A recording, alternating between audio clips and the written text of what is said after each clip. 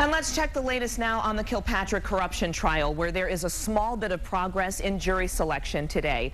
Our investigators are there for every step at federal courthouse. Ross Jones is live now. And Ross, yesterday things got heated between the judge. Has everything cooled down today?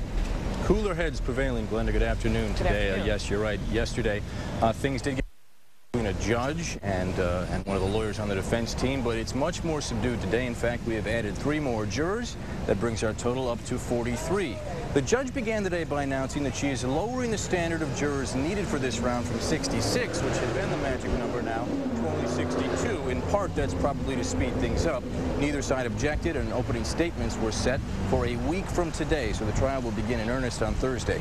For a solid hour today, a middle-aged African-American woman was questioned by the judge and also the government, who seemed skeptical by some of her answers. She said she knew very little about the former mayor and even less about the highly publicized text message scandal. At one point, suggested that white politicians had done what Kilpatrick had been charged with, but they were never charged. She later backed off that claim and said that she wasn't sure.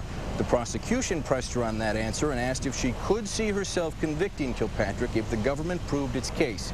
She said that she could, and the judge moved her on to the next round. A very interesting side note going on in the courtroom right next door to us here.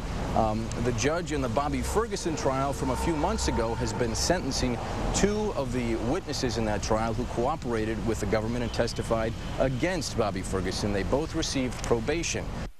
Their sentence and what they were facing, so perhaps a preview of what the witnesses who will be called to testify against Kwame Kilpatrick in this case could be facing.